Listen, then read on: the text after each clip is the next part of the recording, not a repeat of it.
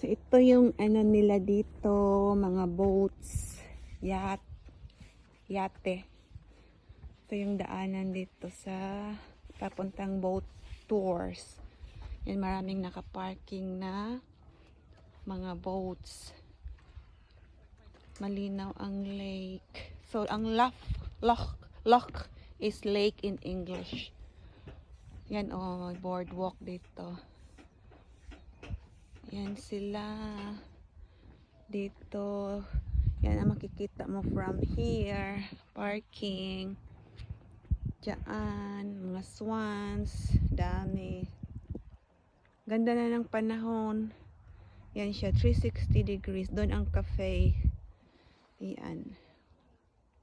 Ganda ng panahon. Very, very calm ang water. Yan ang mga view dito.